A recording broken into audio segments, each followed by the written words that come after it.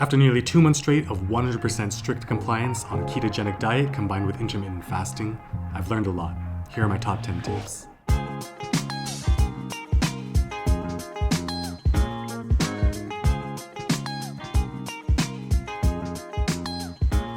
Truth be told, before starting Keto and IF, when I first saw it as a concept, I thought there was no way in hell I could do something as restrictive and as regimented as this. But even before I hit the 1 month mark, it truly became second nature. For me, it's no longer a diet. At this point, it's just eating. It's just normal life. But like I said, I did learn a crap ton. And these are the 10 things I wish I knew well before I started in the first place. Tip number 1 is to learn some basics of cooking. Before I started the slow carb diet experiment a few months ago, I had never cooked. And now I see how important and valuable it is. If nothing else, so that you can be truly in control of all of the ingredients. And to know without a shadow of a doubt that there's no extra or hidden sugars or carbs. Being in complete control like this is really empowering. And not to mention, if you cook most or all of your meals by yourself, the amount of money you save is insane. Tip number 9 is kind of similar actually, but really it's to stick with the same few meals on rotation. We're all busy enough. Avoid complexity, and especially at the early stages. In your first 2 weeks, just eat basically the same thing every single day. It'll help you get used to cooking it. It'll help you focus in general. Similarly to tip number 10 as well, you're still controlling all of your ingredients. Controlling your ingredients also means understanding the macro composition. You don't have to do this necessarily, but just to be really safe and vigilant, just because I'm a little bit of a stickler, I did pick up a food scale so I could weigh all my ingredients just in the first couple of weeks as I got used to portions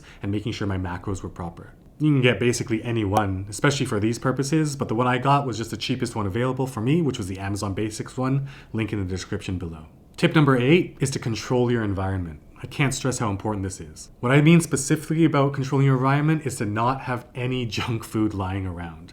Do not have sugars, do not have carbs, do not have snacks lying around. This, of course, will be really difficult if you have kids and you gotta pack their school lunches and stuff like that. But my friend Jay, he literally went out and bought a pretty cheap safe, kind of like the size of a shoebox. Got his kids to make the PIN number for it, put the junk food in there, and hid that safe in his car. That way his kids wouldn't be able to sneak into it because he had the car keys. And also he wouldn't be able to sneak into it to cheat because only his kids had the PIN number. So every day before school, he'd open the trunk, the kids would punch in the PIN, take their snack, close it, lock it, and that'd be the end of that. Obviously that's a bit extreme, but just be self-aware. If you have to go to those lengths to stay compliant, then by all means, no judgment from me here.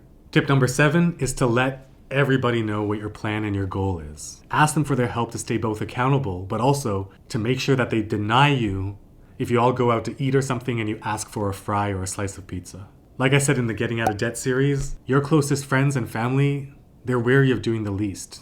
They want to measure the full distance of their potential, but they need to be asked. So ask them for your help and show your own level of discipline and seriousness, and letting everyone know will go a long way with forming your support system towards success. Tip number 6 is to plan ahead. This means before you go full bore right into the ketogenic diet combined with intermittent fasting, plan what your meal schedule is going to look like. For example, for me, when I first started and I went right to 20 hours of fasting and 4 hours of eating, I said that I would eat at 6 p.m. and finish eating my second meal by 10 p.m. Have this plan set in place instead of guessing and changing every single day. But beyond that, planning also means having your grocery list. What I personally do is, because I do most of my groceries on Sundays, on Saturday at some point, I'll just go through the kitchen, do one lap, and just write down everything that I need to buy. And that way, I just bring one list and I don't deviate at all. We're just hitting the halfway mark where I want to remind you to please help me stay accountable by following me on Instagram, where I have to post my daily meals and a tip with keto or intermittent fasting to my stories and highlights every single day. If I fail, the first person that calls me out gets $200 via PayPal. I kind of touched on this earlier, but this is really a real tip that I would suggest for you. And tip number 5 is to commit to 2 weeks of potential pain. The reason for this is because keto flu is a real thing. It affects everyone differently. Some people literally don't get affected at all, but other people have pretty severe symptoms. Me personally, I was somewhere in the middle, where for about 2 weeks, TMI, had the runs multiple times every single day. But this mental preparation to commit to potentially suffer for 2 weeks has to do with just growing pains when it comes to change in general. Forget the keto flu portion. Just the fact that you're currently used to eating 3, 4, maybe 5 times a day, and you're drastically switching that to such a tight window, is inherently going to cause some growing pains, a little bit of suffering. But if you mentally prepare yourself and commit, I'm gonna give myself 2 weeks to potentially suffer some. It makes it so much easier to not fall off the bandwagon prematurely. At the same time, I want to remind you I'm not a doctor. And so at the end of the day, listen to your body. For me, it was totally palpable. I understood, based on the research, that getting the runs is pretty common when your body's just not used to having no carbs and so much more fat.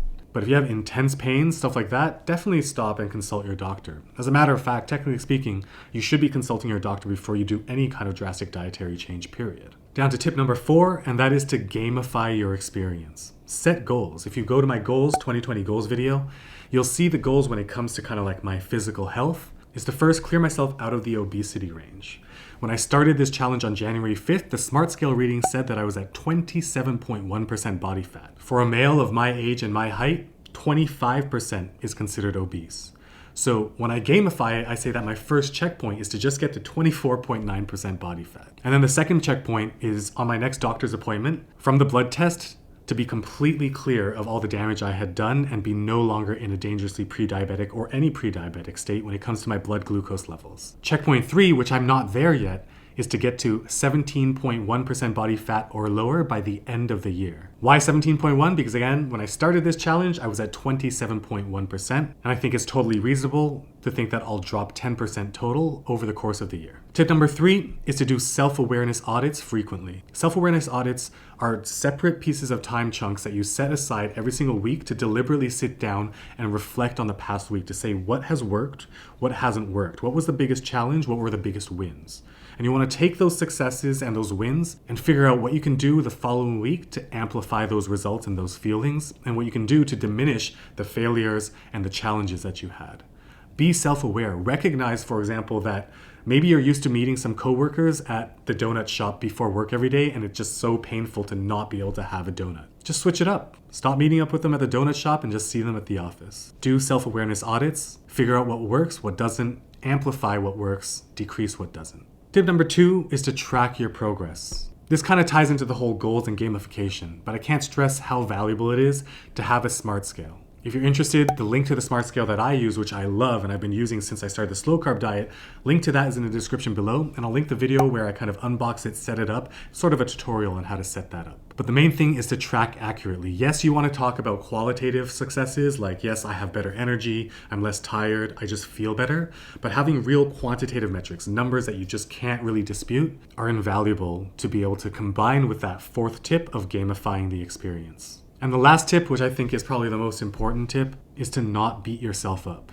Look, this is a challenge, especially at the beginning. If you fall off the wagon here or there, do not beat yourself up. Pick yourself up, dust yourself off, and kick things off again. Because of all the things that can negatively impact our results, being in a crappy mood, being disappointed with yourself, hating yourself, are sure shot ways to increase your chances of failure. Focus on your happiness. As kumbaya as that sounds, it is so important to success. Which means that if you do end up cheating on day 2 or day 3, recognize that it was a mistake and commit and try harder. Focus on the gamification, focus on the goals you've set, focus on the pre-planning that you've done, and just move forward. Beating yourself up is not going to get you results. What are some tips that you would suggest for anybody tackling ketogenic diet or intermittent fasting or both?